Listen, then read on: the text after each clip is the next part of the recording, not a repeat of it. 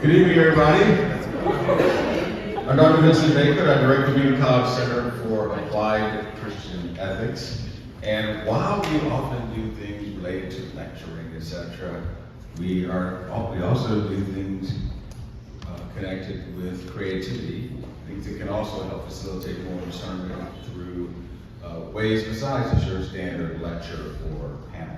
So tonight we have an evening of spoken word with Cecile, Motivators, my friend George Salter, accompanied by John Williams from Daisha. I've learned a lot about tonight, who has tried to draw me into the larger bass playing. I'm a very amateur bass guitarist, unlike him. So the flow of the evening is going to be Motivator G first for a 20-minute set, then we'll take a brief break. And then Storm will come on, she'll do her set, and then I'm going to interview them for a little bit, and then you get to ask them questions. Over to my right, there are refreshments, so as you wish, avail yourself of those and enjoy those. So, without further ado, my friend George Salter, Motivator G.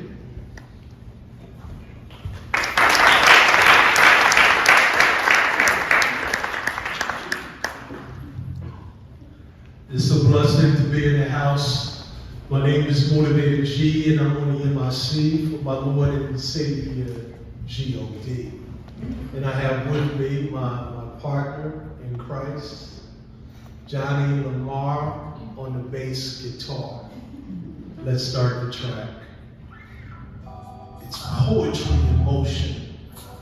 Rub it on me daily so you know it's like motion. But for this to be relevant for the hood, we gotta tell them this. This genre, this culture, I'm trying to reach along with 5 elements. But on this piece, I'm just gonna tell you what I'm after. So there's no question about what I'm after. Check. Microphone check, 1, 2, 1, 2. Microphone check, 1, 2, 1, 3. Microphone check, 1, 1, 1, 4. I'm dyslexic, I don't know. Check it out. Check it out, 1, 2. Let's do this. You ready to do this? I want to let them know what I'm about. Okay, 1, 2. I'm on that spirit. It's the high fly lyrics. Can't control it from the cockpit. Try to steer it. Go kamikaze if you try to get near it. Danger to the zone. Bring it on. Ain't fear it.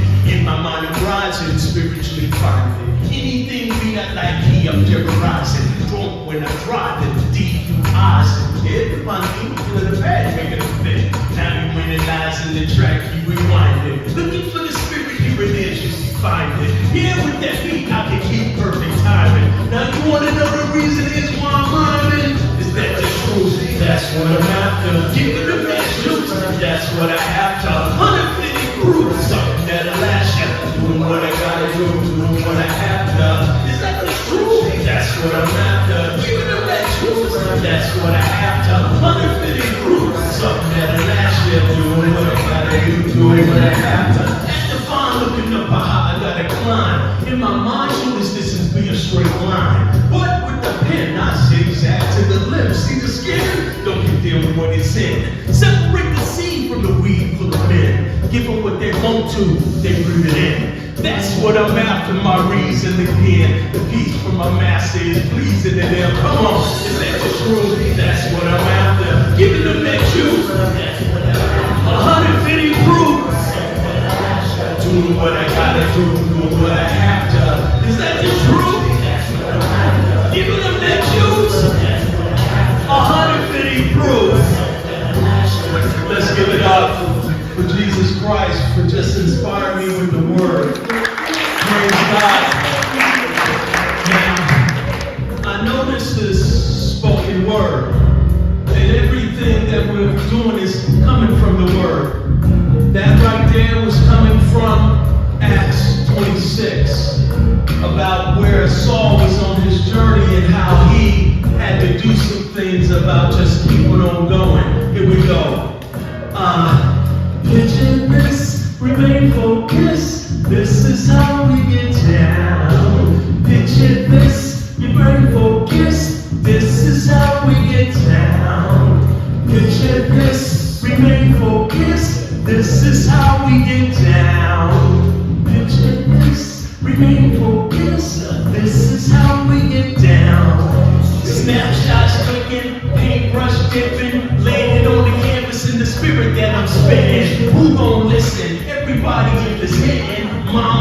children, dogs, kids. So what's your focus? To hit them with the plan. And what's your plan? To let them know where I stand. And where I stand with the man, the one to say I am that I am. You know what I'm talking about? You know what I'm talking about when I'm saying picture this? This is how we get down. When we want to say what we need to say to let people know the way. Let's give it up. 1, 2. Microphone check. 1, 2, 1, 2. Microphone check. 1, 2, 1, 3. Microphone check. Did I tell you I was dyslexic, so I made this count? So 9. To let them know where I stand for the man, the one that say I am that I am. It's the whole frame, it's the big picture, man. Everything it contains, just keep you focused, man. I want to just share this piece as we continue to go, because there's a question about us rocking on and not quitting and knowing who our real motivator is. That's Jesus Christ. Amen. Check it out now. I want y'all to rock with me. And that's my wife right there, Nina, singing in the background.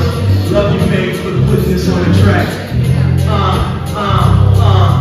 Check the scene. One night I had a dream, walking along the beach, calm and serene. In the sky, visions of a life fly by. In the sand, 2 sets of footprints lie. One belonged to me, the other to the man. What it was, I don't know, I don't understand. In the last days, it all seemed to fade. For my Lord and Savior, I had a little praise. G-O-D, I did not see why he leave me to stand lonely. But I won't stop and I won't quit. On my own to the destination I'll get. Continue with this message. I say you, where you at when I needed you most? Where were you at when I needed you close?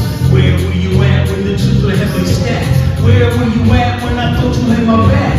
Where were you at when you left me in the sand? On my own too, alone I had to stand. At this point, I don't know if you the man. Give me a glimpse of your master plan. I'm leaving you this message written in the sand. All I want to know is where you at, man? Where you at, man? Where you at? Yes, yes, y'all, you don't stop. Check it out now, rock on.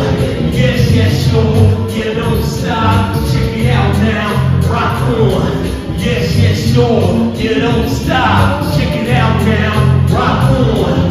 Yes, yes, y'all, you don't stop. Check it out now, rock on. Chill. Why you need to chill? Because there's some things we gotta learn. We gotta sit down for a while. Hey, hey, did he not say? Hey, hey, there be coming a day. Hey, hey, did he not say? Hey, hey, he'll carry us away. Got it locked and connected in the pocket. Now I understand the footprints in the sand. When I couldn't walk in, when I couldn't talk in, when I couldn't do the simple things that I was taught in. Kicking it live, you know I gotta represent.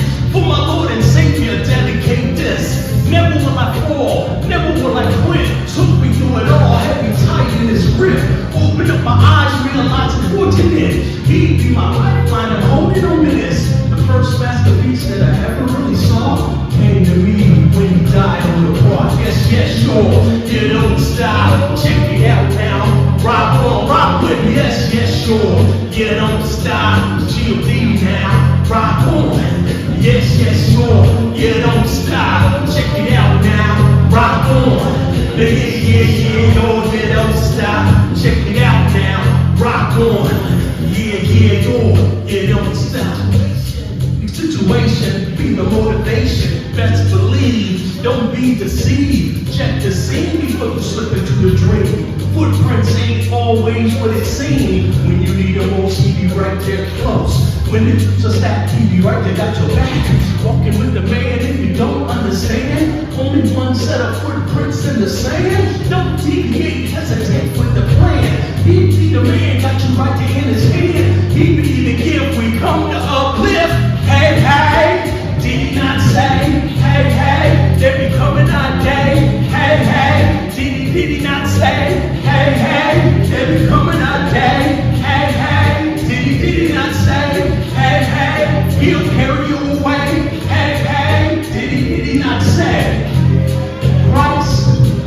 coming back.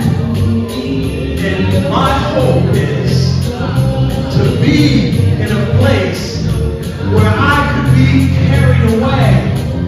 And this place that we're in right now, God has given us still breath to breathe. And what do we do with that breath that we breathe?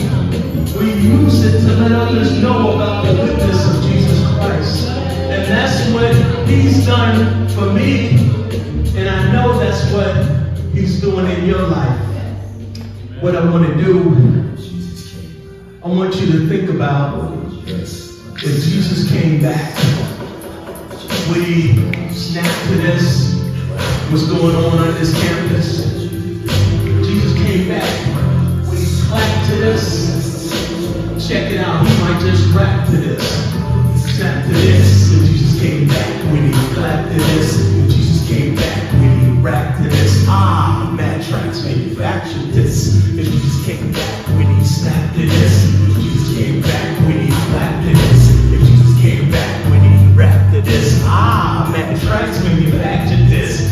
Check it out. For all of you who be in doubt, He flow like H2O coming out the spout. Drip dropping, not stopping. On your ear, crystal clear for you to hear. Revelation. I thought that you knew He coming back. He telling you in 22.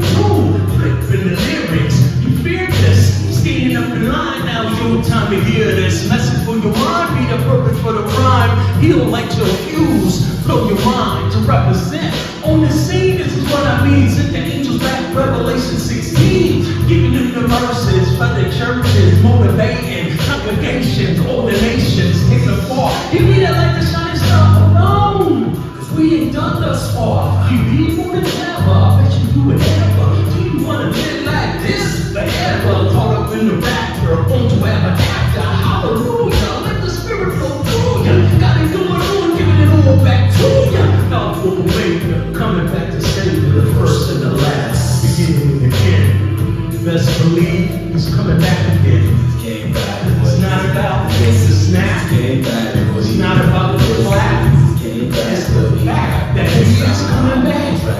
And when He comes back, He's gonna look, and we're gonna be just thanking Him for being who He is and what He did and how He paid His life on the cross for us. That we could just rap about it, clap about it, snap about it, and just be about it. If Jesus came back when He snapped it in, yes, we bless you. Yes, sure. Confess sure. Yes, sure. He be bless sure. He will testify quickly. He come by. Take hold. It's about to unfold. To this, He be the gift God sent. More valuable than gold. He can take your soul. Follow me, cause He be the remedy. Stop the confusion in the illusion. Rap, snap, or clap. We ain't all about that. Take a look in the book, in the bag. It's a bag. God's Son is coming back. Where we at? He be the one with the mad tracks. No doubt. Check it out. Come on, God, glory. Came back with Him. If Jesus came back with Him. If Jesus came back with Him. Come on, one more time. Here we go. If Jesus came back with Him. If Jesus came back with Him. If Jesus came back with Him. It's just a blessing to know that we can go in His Word. The last chapter of the last book. And we can read those words about Him coming back and how He's going to come back quickly. And how quick is quick, I don't know. But it's going to be on time. And we're just going to be celebrating that time. Let's give it up for Christ for the words that He encourages us to do. Now, I think I got about 7 minutes left. Can we give it up for Johnny Lamar on the bass guitar? Can we give it up? Boy. My sweetheart, Daisha, my baby, love you. Thank you for coming.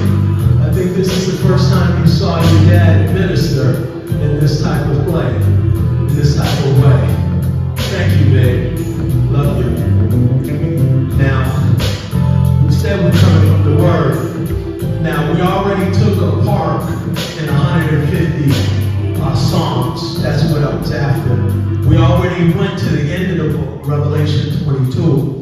Now there's a beat that's about to play, and I think I'm just going to go right to the beginning about creation. Check it out. 1, 2, 1, 2. You got this? Who be your motivator? God be mine. Is he good? Is he good? All the time. Now I need to ask you a question. When I say who be your motivator, and if God is your motivator, you say God be mine. So I'm going to ask you a question. Who be your motivator? Who be your motivator? Who be your motivator? So I got a question. Can I ask you what he did in 6 days' time? Can I tell you what he did? Who be your motivator? Is he good? Is he good? All the time. Let me tell you what he did in 6 days' time. On the first day of work, make the heavens and the earth. Day 2, he separated H2O. Did you ever notice how high the sky go? Day 3, he made the land and the sea. 1 seed, getting loose. Vegetation is the product. Now we got through. Day 4, he had to add something more. A guiding light for the sky at night. In the bigger world, tell it the day right. See, he did what he should, and it was all good. Could I continue to serve you a menu? Day 5, he made the creatures in the sky. Check this. What he did on the 6th with no limit. Created you and I in his image. To rule over the earth and everything in it. The land, the sea, the sky. Instructed you and I to get with our spouse and multiply. On the 7th, he rested. The same for you and I, he requested. Sunday we decided that he rested. Got it going on, no need to test it. He gets all the praise. Why? He did it all in 6 days. Let's give it up for our creator for creating over this. Oh, anybody got a phone? I need y'all to do this. I need y'all to do this with your phone. Phone is ringing. Why don't you pick up the call? You ain't that busy. Stop the stalling, y'all. Phone is ringing. Why don't you pick up the call? You ain't that busy. Nah. Had to call, pick it up, yo, I had to stall. Couldn't be my boys on the cold. Go to the toe, fall to the floor, hear the whistle blow. He just acting, yo. What's the charge? Either you're pushing too hard. I was all in flossing and scrolling, looking at the ID, trying to see who call and collect. I don't care who got next. This ain't no show, but showing up connect. This ain't no show, but pin in your neck. Email open up and check. You got mail, best you accept. Phone is ringing. Why don't you pick up the call? You ain't that busy. Stop the stalling, y'all. Phone is ringing. Why don't you pick up the call? You ain't that busy. Nah. Had a full plate, I wanna call never wait. Why now take something I could later make? Truth is, everybody got excuses, doing their own thing, they just let the phone ring. So busy off the hook with the stop of the ground short. So much pain when you going against the grain. Don't you know that there's comfort in his name? Simple and plain, my name calling you back in the frame. The phone is ringing. We can't be so busy doing our own thing that we don't step out by faith and stop stalling and share the word of the gospel with someone who needs to hear it because their life depends on it. I'm just calm before the Spirit. Motivated G with my man Johnny Lamar on the bass guitar. We just wanted to come before you, and our church don't know this yet, but we represent Second Baptist Wheaton. Is that all right to say? Is that all right to say? It's all right to say. Peace and blessings. I'm out.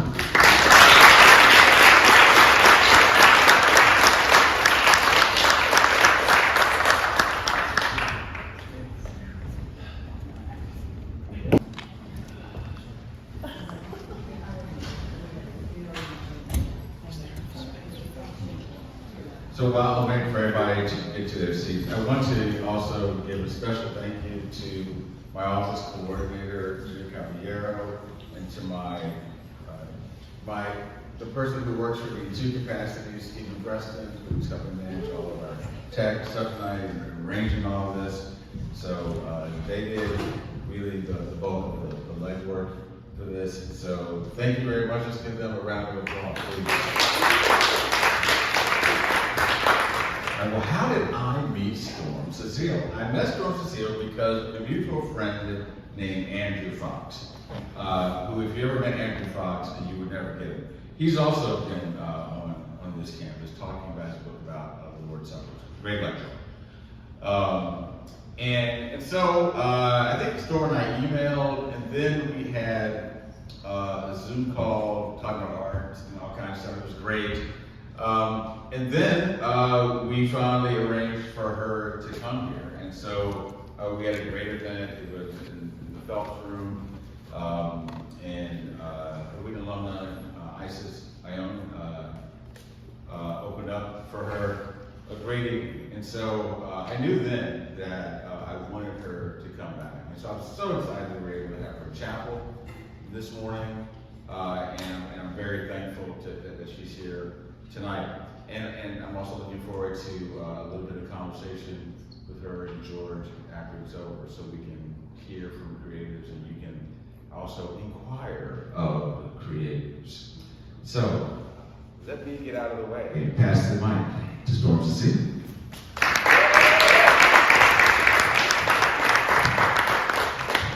Hello everyone. Hi. So my name is Storm. I am a full-time poet. Storm is my real name. I feel like I have to say that every time I come into a mic. And a quick story about that before I go into my first poem. My parents were on a cruise. My mum was 6 months pregnant with me. And the cruise went horribly wrong because there was a storm, typical, and 2 people got thrown overboard. And my parents, they were like, you know, everyone was protesting on this boat. Well, we've got to go back. We've got to save these people. And the person steering the ship essentially said, we go back with them. We're all going to join them. So we moved forward. And so my mum thought she had a miscarriage. And they checked her stomach. They checked her womb. And I was chilling in the womb. And so they called me Storm. And so that's the story. So my first poem is really about my testimony. It's the poem I love to open with. And one of the reasons I wanted to do this poem is when we think about creation and why we create, I think about Genesis 1, and I think about how God hovered over the waters and there was a need for something, and that need was light. And we all have that need to have light in some way to be brought into our lives. And this is how light was brought into my life. And so this is the poem, End of You.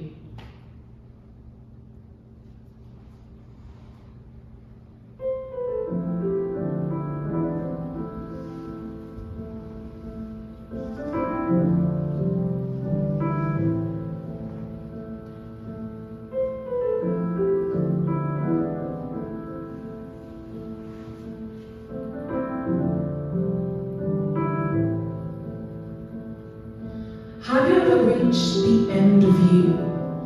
Because I once reached the end of me too. Middle of May 2014, in my room with a pack of codeine as the folds in the wallpaper gently leaked. And I sat there, knowing I didn't want to be here, and as if the demons heard, they came to reason. I began to feel fearless of the devil's dealings. He handed me death and clothed it in his meaning. The walls shudder as my body the codeine. I overdosed. Body began heaving. I saw the light. I began desperately weeping. But I had one question. What does it mean in this life to have meaning? Have you ever reached the end of you? Because I once reached the end of me too. I was sitting in the hospital, immune system weak. Nurse looked at me funny, knew I was a teen. Anything you want to tell me? She asked me with ease. Where do I find me? I wanted to scream. Do we lose ourselves the longer we breathe? How can I tell you what's wrong when I don't even know me? Losing yourself is the greatest loss grieving, but having to watch the body rot. It's a death that has happened to many of us, walking graveyard, still maintaining a job. All the while, buried in mental health issues and lack of trust. Couldn't afford a counselor, so I found healing in lust. Men's attention was cracked and the morning was numbed. I buried my body alive in the crux of anything and everything, but it wasn't enough. Something had to change before I became completely undone. I felt stress cling on like a leper on my right in my lungs. I couldn't take it anymore. I had simply had enough. But how can I rise up from out of the dust? Have you ever reached the end of you? Because I once reached the end of me too. I couldn't think of anything else. So I got on my knees, felt eternally damned and bankrupt of peace. My heart was both tombstone and shrine for my grief. I had unraveled myself in the room of my teens, completely defeated. I said, God, if you're real, then you're gonna have to show me. And I can't explain it, but something changed. A comfort turned my tears into tides of tranquil peace as the room felt freer and lifted of grief. It's as if angels flooded the room and God was beside me, holding my hand. I was uncontrollably crying. His presence was tangible as the room echoed with brightness. My shame left and my smile climbed it. Have you ever reached the end of you? Because I once reached the end of me too, but it wasn't the end. It was a chance to discover what I was missing. Truth is, I found myself because I found him, and each time the darkness seeps into my room's curtain seams, I recall how I lost myself, but I remember how he found me. Thank you so much.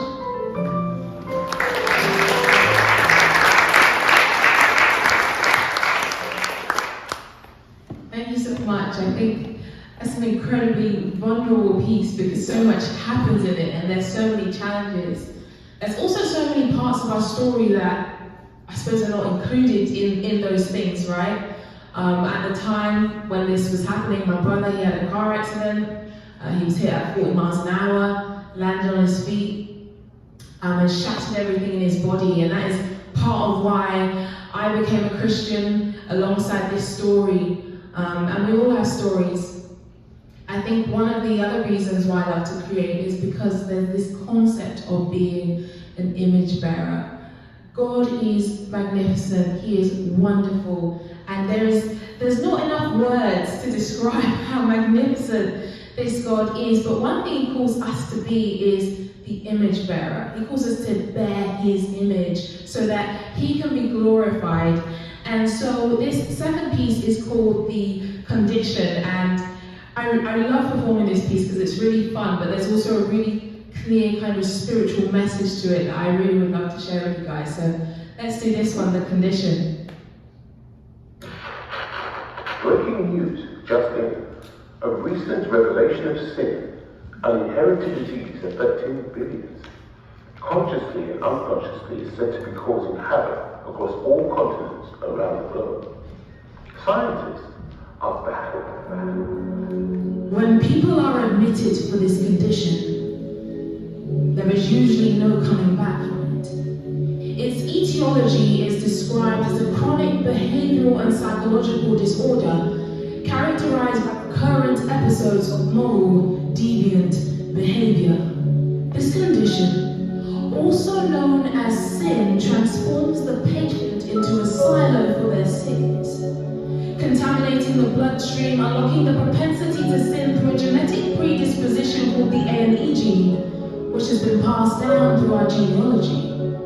Without prolonged treatment, it affects foresight, causing eventual blindness in unfavorable scenarios. For some, it is a silent killer, masked in other conditions to provide an explanation to those close to its victims, and if neglected, it may lead to death when left untreated. Clinical manifestations include chronic stress and depression, anxiety and hypertension, high risk of myocardial infarction, not to mention its behavioral and social impairments which lead to social misconduct. This gene exists in everyone. But the manifestations of its characteristics are revealed through epigenetics or how well a person is able to suppress it now. You may be asking, is there a cure for this condition? The better question is, do people want to be treated? For the cure, is easily accessible and readily available to everyone, but continually spread through cross-contamination and social influence. We are all in one way or another, sick addicts in a city made of Pharisees and perpetrators of idolatry. We are the snakes in our own gardens, cursed by our own inclinations and unable to see the Creator's condition to bring freedom to every situation. But what if the chance was taken to not allow this condition to take refuge within the body, but to allow the master surgeon to perform what is described as a heart circumcision, removing the callus around the heart so it can become a new vessel. Once complete, a wooden stint in the shape of a crucifix will be affixed to help the heart heal completely. What if rehabilitation was a form of resurrection? What if recovery was a form of regeneration? A restoration of the whole person from wretched to righteous? What if the treatment plan was called sanctification? And if you commit to the lifestyle changes, you'll be much better off with the changes than you ever were without them. God makes a tabernacle in us. And that means when we come into his tabernacle, he cleanses us from the inside out, treating our disobedience with his procedures, turning our old flesh into new wineskins, cutting away the callus and causing us to become a new creation. And when we truly experience the great physician ourselves, others have a chance to share in his deliverance, to partake in his death, burial, and resurrection. For his glory, for our healing, and for his church. Thank you so much.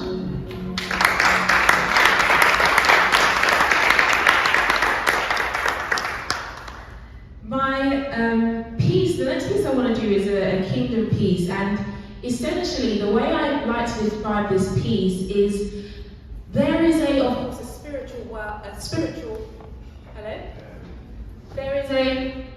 spiritual undertone to our kingdom.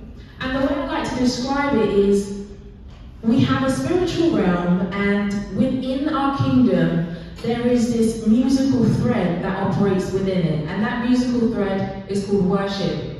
And worship is part of the reason why this kingdom runs. I would actually argue that without this element that runs through this kingdom, the kingdom falls, because its soldiers, and in order to fight and defend the battle, is dependent on how strong the soldiers are able to defend its borders, and those borders are dependent on how well its people are able to worship. And so I wrote this poem, and this is a piece on the kingdom, and I hope you enjoy it.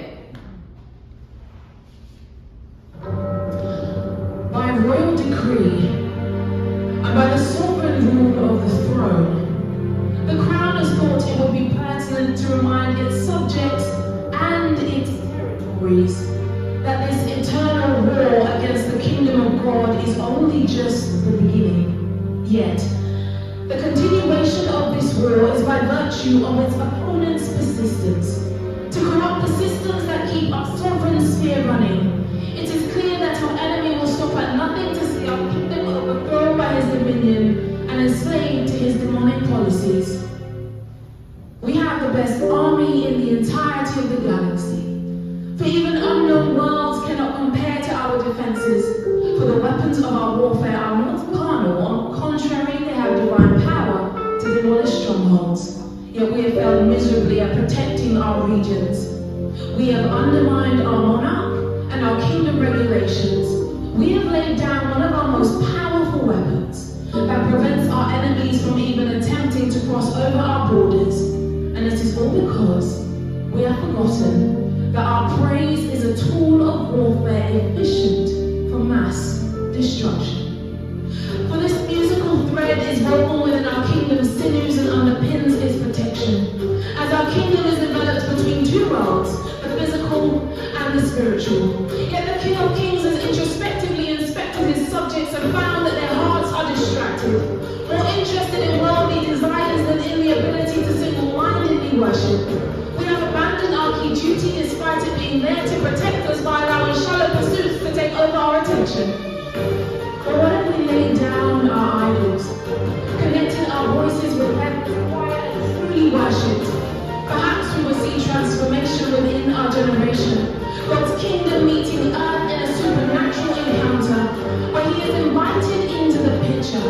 And as melodic incense is placed before his altar, perhaps his glory will become apparent, his presence known among creation, as witnesses will arise to attest of his overwhelming power. Perhaps he would heal our land as we cry out in song to him, and comfort in psalm as people were liberated from their addictions, young and old being rescued from their past mistakes and not sweeping it under denial's carpet. And the scepter of righteousness will prevail among our civic leaders. Perhaps then, maybe the devil would not even have a foothold.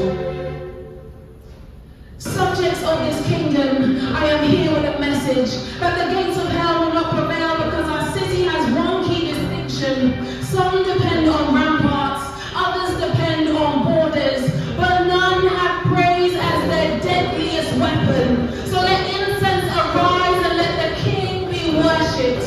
For thine is the kingdom, the power, and the glory. He says, arise, O church, because heaven is calling. He says, let go of your idols and pick up your weapon. Thank you.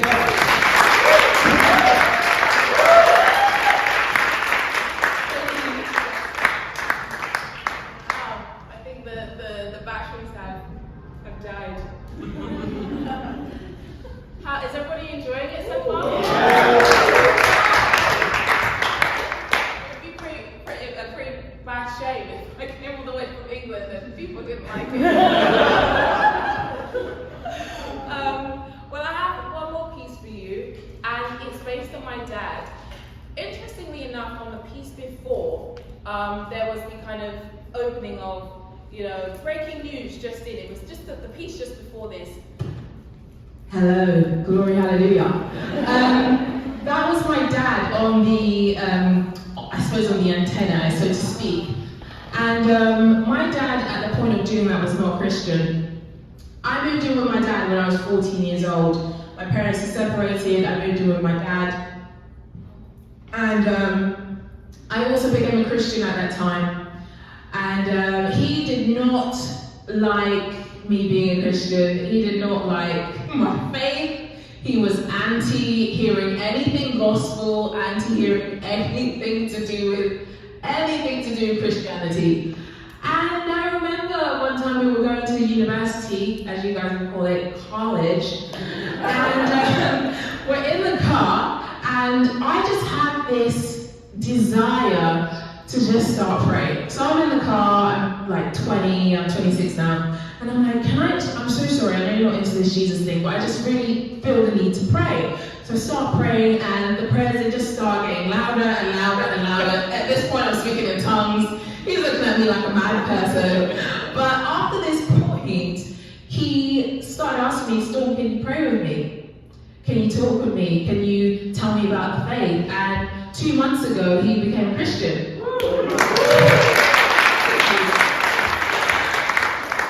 And it's interesting because we think, when it comes to our parents or people in our lives, when are they going to come to the Lord, right? When are they going to come to the Lord? And I had that moment recently. My dad, he's terminally ill with cancer. He was in the hospital for his birthday. And the day before his birthday, he was praying. And he remembered a lot of the conversations we had. And the doctors had said to him, there's not really much we can do. We don't really know where we're going to go from here. And he also thought that he was passing because he kept losing his breath. The next day, the doctors came in, and he was also having a conversation with his cousin. His cousin had heard what happened that night because he was praying the whole night, and she told him about the Lord. And I'm thinking, all this time I've told you about the Lord. What's happened?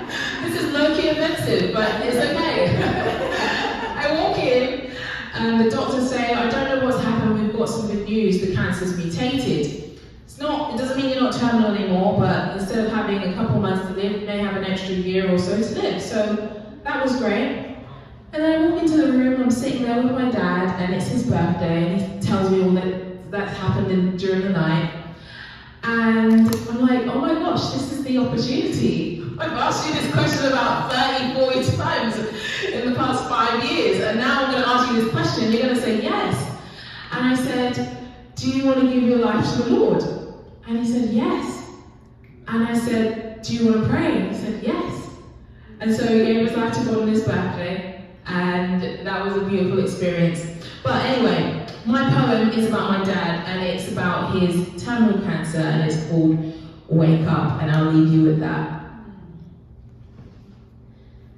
Wake up. It's another day. Chemo's making me have water in my eyes. Doctors told me I've got cancer and 1 to 2 years to be alive. This life can really end in the blink of an eye. It's got me thinking about questions like, where do I go when I die? Will my children be alright? Was I good enough? Did I make the most of my time? My family's down, and it hurts me inside. Because I've spent my life being their light, and now I'm dimming inside. How will they cope? When I pass on, will people do the most? Will they fight over my will or hold each other close? Will this make them or break them? God, I know you hear me, but I don't want this to change them. Wake up. It's another day. Chemo's making me have water in my eyes. 3 weeks of treatment, and I'm getting more fragile over time.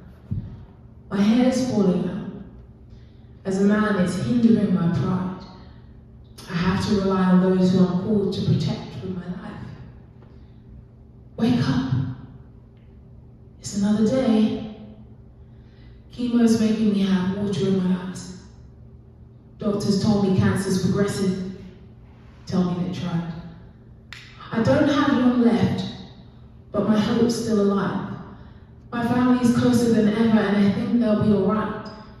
I've learned many memories in this gift called life. I've fought a good race and I've fought a good fight. I've loved and I've lived. I've broken and I've missed. I've shared. I've been angry. I've suffered yet I forgive. I let go and I know I've made mistakes. God knows. I give my best message to you, which is to hold your family close. Because you'll wake up one day and you'll have water in your eyes. And you'll regret everything you didn't say because you ran out of time. And as my time ends, and I move on to another life, my very hope is that you make the very most of your time. Thank you so much. You guys have been amazing. Thank you.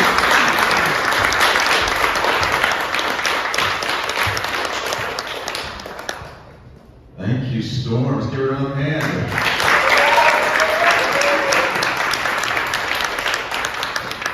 Now, it's interview time. Sorry. And so, I will let Storm and George have the big chairs.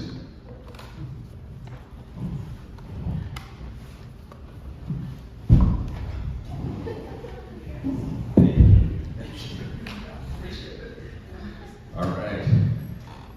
Thank you. So, we'll talk a little bit, and then we'll all talk a little bit.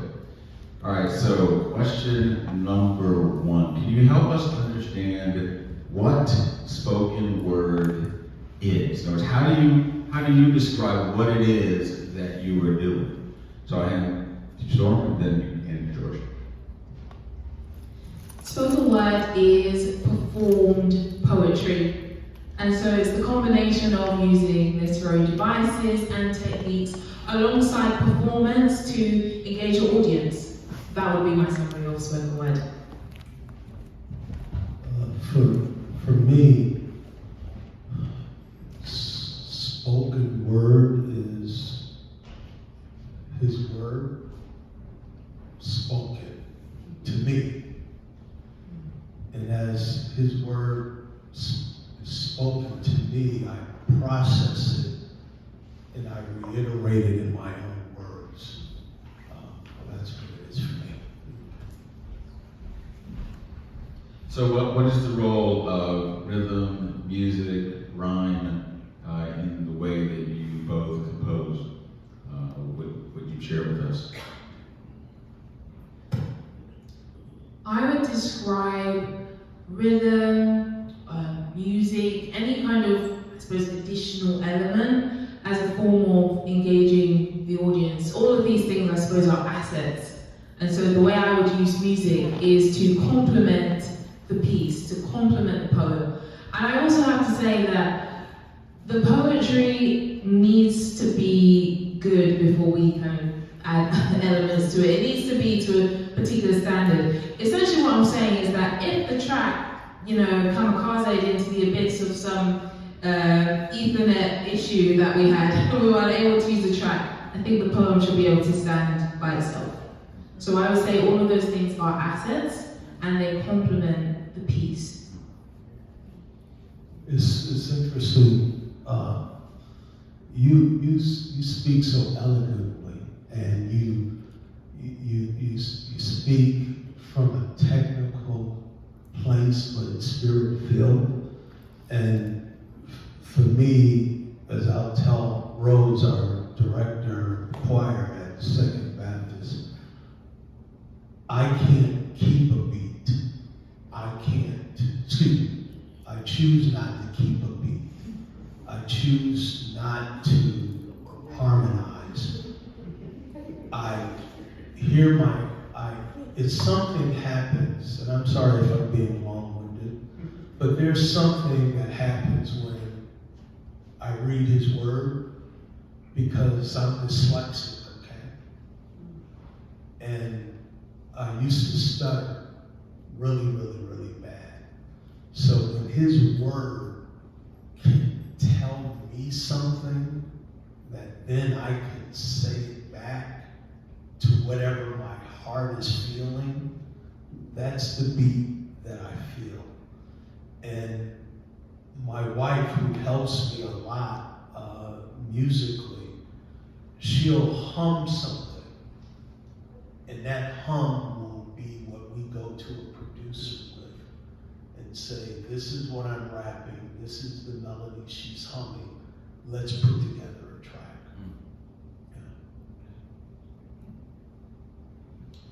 So, I'm just curious, how many of you have heard of what's called a poetry slam? Oh, wow. They're like, we've all heard about poetry slam. Who's been to a poetry slam since we're... Okay, a few? Okay, all right. So, what kind of thing is that, and how's that different from what we experienced tonight? Poetry slam is a competition which is based on a particular set of markers to determine whether you are, I suppose, good enough to win. I will say though, when it comes to any competition, a lot of it is subjective. It depends on the judges that you have available. It depends on their backgrounds. It depends on what they're interested in. And so I say this, I'm a veteran at losing slams. I would say I personally think my poetry is pretty decent, but I have lost a lot of slams. I've won a few, but I've also lost quite a few as well. But it really depends on who is the author, who is the judge, who is the judge. And I enter slams now really just to put my feet back into the world for a little bit, rather than for any desire to win. Hopefully that's helpful. You're so right. She's right, Ryan. The slams, and I can't speak for a slam because I never organized one. I participated in them. But it is about competition. And one of the things I love about what we have the opportunity to do is to step into that space and be a person who competes but doesn't compete. What I mean by that is, it's like these enemies are ready to smoke for a father. These spiritual robberies got more arms than a centipede. No metaphors of it was like a breeze. I'll enter a slam like that just to show that we as Christians have swagger. Right? We have attitude. And we are bold about what we do, and we could come to share and not say, hey, we know we the light, no, we know we the flavor. No, it's just coming into their space and not invading their space, but bringing something fresh of Christ-like into their space, and maybe they'll develop a relationship with us. And then we can find a way to minister to them in those environments. You know, I think what you said is so true. Because there's been some slams that I've done, and sometimes the way that slams work is it will be 1v4, so maybe one part to the audience for the vote, and then maybe like 3 parts to the judges. And the audience may be completely captivated by what's being said. They may be touched. I've had slams where people have genuinely come up to me at the end and they're sobbing, but the judges don't like it for whatever reason, and that's fine. It's okay to lose. And I suppose we have to define what losing actually is. You know, I suppose that depends on intention and reason. So, yeah. So, I'd love for you both talk about what would you like to see in the church among Christians in terms of opening up the avenues for creativity or the possibilities for creativity among other Christians?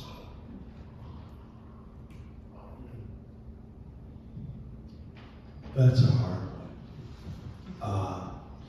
It's a real hard one because how do you ask that question without having a selfish motive? When I first started as an MC at the age of 37, that's almost 29 years ago, it was about me being on the mic. It was about me using the mic as a platform to say what I want to say. And in the church, the pulpit is that. And it's a protected space. And MCs sometimes believe that we can step to the mic because that's where the mic is. So what I've learned at church, sit in the back, learn, develop relationships, and if the time comes for you to have the opportunity to minister out of that gifting, God will open that door in a way in which you could never open. And as a result, if you have a heart to be a part, God will find a way for your gifting, and it may not be through hip hop. It may be through something else. So it's a hard question to ask or answer because it takes away the selfish motive. So when I hear church, I hear Christian. So when I hear that question, I'm hearing, how can we be more effective as Christians within the church and then also within the wider context? And when I hear that, I think I'm drawn to the word influence, thinking about where our influence comes from and who is sovereign over creation and creativity. I think there is influence in the church that needs to be filtered out. And I think thinking about that the poem I did earlier about the kingdom and worship, I think there's something that has to happen on the inside that almost acts as a sense of purging so that one can really see things clearly. I think the Beatitudes are beautiful, but my favorite Beatitude is, blessed are the pure in heart, for they shall see God. And I think if we took more time to see God or to aspire to get closer to him, then the creativity will follow suit. I remember when I first got married to my husband, and one of the things he said to me is, as a Christian, you're almost drawn into like the outer courts of the temple. And it's your job to get into the holies of holies in some sense. That we can get as close to the Father as we want to, as we choose to. And in getting closer to the Father, we begin to see the beauty of the world, we begin to see the beauty of creation, we begin to see the wonders of the universe, and therefore we can translate that into creativity. Thank you. So one more question in that regard. What do you either of you say to someone who feels like they are a creative kind of person, but maybe they feel like they haven't been encouraged? Because I feel like in Christian settings, sometimes it's almost like the creative needs permission to go into, to do what they do as creatives, because the modes are sometimes a different mode than the other forms of communication that may happen. So how would you encourage someone or help someone who was perhaps feeling maybe shy about it, reserved about it, uncertain about it, even if really it's almost really kind of bubbling inside of them, but there's been perhaps in their Christian formation, there's been little encouragement of that type of form of expression? I would say know that God has given you permission. I think generally we like to live in these very safe boundaries. And when I was younger, when I used to be afraid of doing something that may be out of sorts or overly creative, that would be my opportunity to then do it. Because I was generally a good child, so anything that I'm doing that may be risk-worthy was probably going to be along the lines of creativity. So I always say, okay, if I'm afraid to do something, that's the opportunity to do it. Additionally, I think about Genesis, look, see, observe, repeat. In Genesis 1, it says, God, in the beginning, God created the heavens and the earth. And the earth was without form and void, and darkness was upon the face of the deep, and the Spirit of God hovered upon the face of the waters. So he hovered in the chaos, and then God said, let there be light. He saw that it was good, so he kept creating.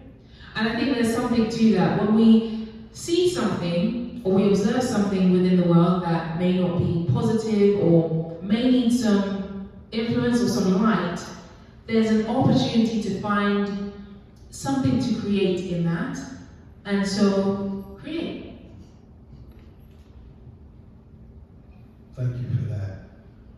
I would echo that and also say, I'm 66 years old, all right? And I'm not going to stop. Because I love what God has done in me. And there is something that God has done in every one of us. And being a friend to someone and helping them understand that, and then be willing to fall with them. I remember when I first started rhyming, I had this coach who had 3 sons. They were about between 12 and 15. And I was like 30 something. And they had me doing push-ups in the parking lot when I messed up on my lyrics. And it was good just to have other people see me fail and still walk with me. And a lot of us don't pursue our dreams, don't pursue our goals. We stay stuck on there opposed to being where we should be and where God has us, because we don't have anyone to fall with. So it's not about perfect. It's not about nailing every lick. It's about just doing what you love and having somebody to do that with. And babe, thank you for that. All right, thank you for that. 30 seconds. I need to say this publicly to you, because I haven't done it in a long time.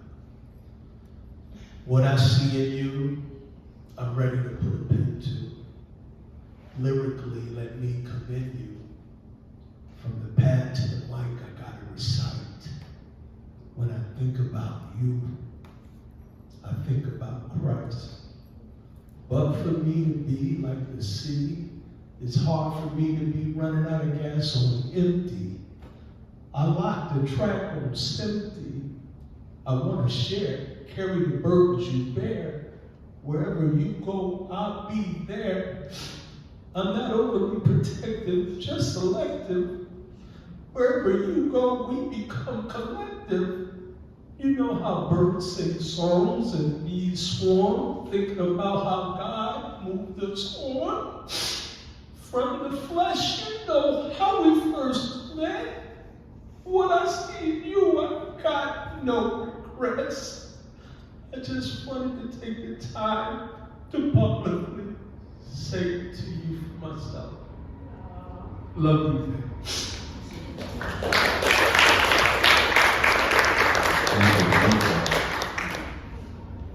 And now you get to ask questions. Raise your hand, I'll point out to you. And then you can direct your question to them in general or to a particular person. Okay? You can just speak. For either of them or for? Both of them. Okay, alright. You mentioned the term walk, and we're in a generation where the generation alpha is coming up. How would you use your gifts, spoken word, or performance, to preach the word of God to a generation that is coming up who don't know who God is, and with the new vices that they have now, such as like AI, being attentive on social media, but with 1.4 seconds and not having a sense of like attention to who God is, and someone that is like teaching them, because there's like a division between generations, like wanting to know who God is back then versus now. So how would you speak to the now? How would you speak to current generations in light of their particular challenges? That was beautiful, by the way. Thank you for the question. I think it starts with us not being afraid to speak about particular topics to begin with.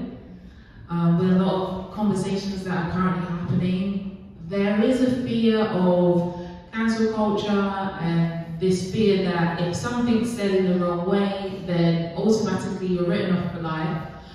But I think it starts with the artist or the creative having a sense of boldness first, going before the throne and saying, which battle do you want me to fight? I can't fight every single battle. And there are some that I'm just not as equipped to fight. But there are certain interests that artists have, that artists are drawn to. And so I suppose the way that I would do it is I would think about the things that interest me. I'm really interested in technology, so I'm passionate about it. I love technology. I think it's a work of good. I've used it in a lot of my performances with drones and projection mapping and magic and all sorts of stuff. I love technology.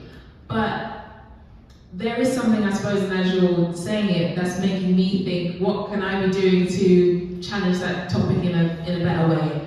So thank you for the challenge, and I think ultimately what we need to do is go before the Lord, ask the right questions, and then go into the secret place and create those things, and then also strategize as to where do they need to be placed.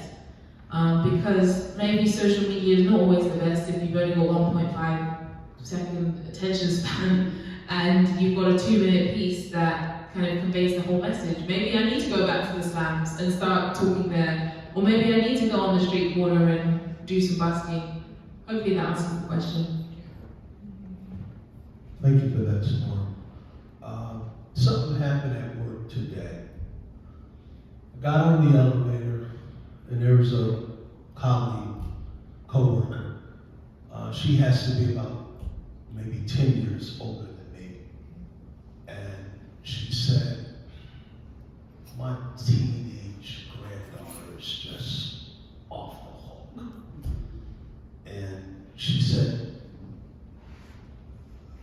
how are you doing? I said, I'm good. I'm blessed, just married my middle child. 17-year-old who loves me. And this is what I would encourage us to do better. When I got off the elevator, I said, what in the world did I tell her? I didn't tell her nothing about what her challenge was, because I didn't want to tell her the truth of what we dealt with our first teenager. And I went to her and I said, hey, I got something for you. And I let her listen to something. And it was a track that me and my daughter did 20 years ago. And it was about me being mad at it as a dad because she was doing all the wrong stuff. And I shared it with her in the video.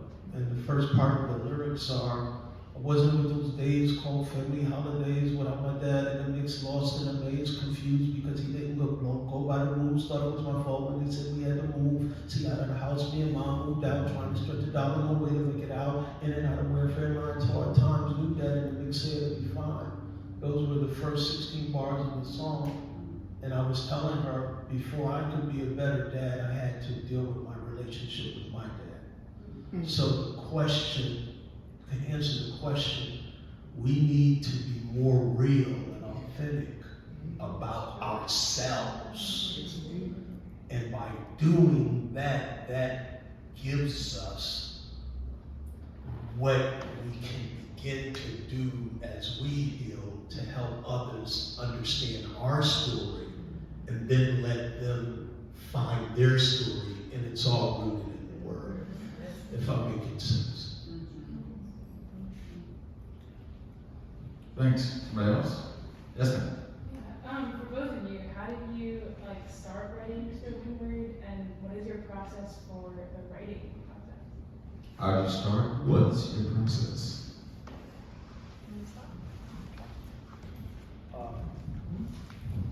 I do a devotional. Today is the 305th day of the year.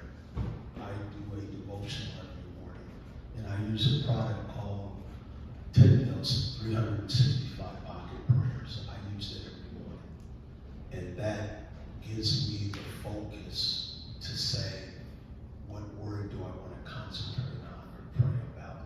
And I take that, and since I'm dyslexic and all that other stuff, I write it down in my own words, and then I find a way to rhyme it in my own words. And by the time the week is over, I recorded it in my own words. I listen to it as I drive to work on my own words. So for me to get up and share with you how I share, it's because it's a habit now. But the process comes from the Word, and that's what gives me the grace to just stay on the grind about it. That's really good. Thank you for your question. My writing process, I wish was a lot more linear. It's not linear at all. Oftentimes, I love to read, so a lot of my inspiration comes from a lot of reading. And I was told from a young age, from my mentors, that if you have a writer's block, it's because you have a reader's block. So I spend a lot of time reading. I read about everything and anything, just so that I have the knowledge. And if I need to strengthen in any area when I'm about to write, I will then go into that. But I recently read a Harvard Business Review, which I thought was quite helpful, and it categorized the components of creativity. The first component is motivation. So you need to be motivated, and usually that needs to come from internal motivation rather than external motivation. The second thing is the ability to think creatively. So how do you get to that point? Mind maps, scamper method, maybe you might go on a walk, maybe you might do some bullet points, maybe you might write the first line in the middle. That's the kind of the creative process. And the third point of it is expertise. So how much do you know? Because you can't write about anything if you don't know about it. So my writing process is a combination of just having a daily infatuation with learning. and then wherever those learnings go, applying them to my writing. A bit more specifically, another thing that I like to do is I often like to start in the middle of a poem. Sometimes that's quite helpful. Or if I want to start with the key literary technique that I plan to use for the poem. So for example, Shakespeare uses something called a volta, and a volta is a change in thought. And so if I'm writing a poem that may need a change in thought, maybe I will start with the change in thought first, which may come 2/3 of the way through the poem. And so that's a bit of my process. You got a t-shirt. Thank you. Yes. Okay, yes. First of all, I want to say thank you so much to both of you for sharing your time and talents tonight. You're both very talented. But Storm, I really like what you said about how when you're afraid to do something, that's the opportunity to just do it. But I wanted to know, how do you bridge the gap between the fear of starting something or doing whatever that thing is, and then actually getting to the action? That's a great question. I think a lot of that comes down to strategy. The bridge between thought and conception is the strategy surrounding that. So what I like to do, if I'm trying to figure out something I really want to do that I can't do, or think I can't do, is I will put together a strategy or an action plan of execution. Usually what I'll do after that is I will go to my husband or my friend and I'll say, hey, I'm doing this really cool thing on the 6th of December. Can you join me in this thing that I'm going to do? So usually there's like a combination of accountability, a clear plan, and just jumping in the deep end. But then also having other people that are really excited about it as much as you are. That doesn't necessarily mean that they are going to be poets or they're going to be maybe in the same line of thinking as you, but people that are going to support you and hold you accountable when you decide that you have cold feet, you don't want to do it. You get somebody to say, hey, remember you said you were going to do that thing. Could I just add something? Oh, yeah, sure. You said two things that are really crucial. Cold feet and jumping out into the deep end. I would encourage you to have an ear to hear someone encouraging you to do something that you didn't think you could do. That's the whole Peter piece. And when you're encouraged to do something that you don't think you can do, you won't only have cold feet, your feet will probably even get wet. And you'll just walk into that greatness that person sees for you. And keep your eye on that prize if it's your prize. And you'll walk into the greatness that God has for you. Such a good analogy. I have goosebumps. Thank you. Yeah, thank you all for coming. We're so blessed to have you here. I was just wondering, what's your process for getting into the mindset of performing? I know that each of your spoken word pieces was so passionate, and especially Storm, each of your poems was such a different style. So I'm just kind of wondering how you got into character, so to speak. How do you get into the mode for each piece? This is something that has taken me such a long time to get good at, I suppose. I'll tell a story. Earlier this year at Passion Conference, and Passion Conference is massive, it's like 65,000 young people. And my husband was, kind of buzzing around me. He was so excited, but he kept saying, "Are you nervous? Are you nervous? Are you nervous? Are you nervous? Are you nervous?" And I had to say, "Stop saying that. Stop saying that." Because words have power, and what they end up doing is, even if you're not nervous, you start to become nervous. So I think a major part of that is being confident in the ability. This is my calling. In the church world, they would say vocation. Vocation is a calling. This is my vocation. So I come on knowing that I have the confidence in what I've done because I've prepared, I've taken time, and I also give myself a moment to pause between pieces, because what can easily happen is, especially if there are similar lines of thought in each one, you can mix up lines because that's what happens when you're trying to make associations. So I spend a lot of time, I pause briefly between them, bring the categories to the forefront, then say it. And I also mean what I'm saying. I think when you're anxious and you're nervous, what ends up happening is that you don't fully feel what you're saying. But because I'm fully convicted of and convinced of what I'm saying, it feels very natural to say it. Like even the last piece with the, by royal decree, by the sovereign rule of the throne, it's a very regal piece. It's like I'm a soldier, I'm a general in the army. That's how I envision myself doing it. It's like this is a prophetic message that I'm giving to the people, and it's real because there's a spiritual world and it exists. So I try and make sure that I get my mind into the piece, and I have a conviction about the piece before I share it. And also when it comes to pieces that hurt or they are about my story, I have to make sure that I'm healed and not bleeding on other people, because that's also not helpful either. I'll just say how I prepare is accepting the invitation that Vince started. I had never ministered in this type of way for someone of your stature in terms of just being out there.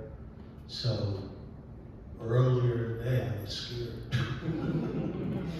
I was like, yo, Jay, you've been doing this in the mirror, you've been doing this in Zoom and all that, but are you really ready to do this? And when my daughter prayed with me in the corner and she had the right words to say to God, I'm just going to go and fall on my face if that's what I do. And God worked it out. Oh, he definitely worked it out. You're wrong. You're wrong. Is there another question or two?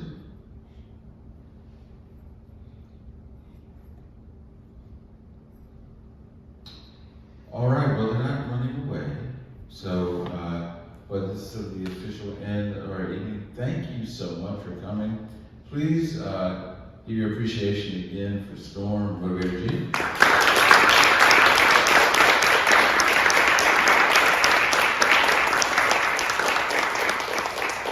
And there's probably still some refreshments left over there. Feel free to, of course, take things back should you desire to take them back to a place of residence. And also, if anyone is interested in a service opportunity, there's a lot of this whole room has to get reconfigured by us. So if you could help with chairs, so Jill and Stephen can tell you what needs to go where, that would be great. No one has to do that, but if you could help with that, that would be greatly appreciated. Thank you again for coming.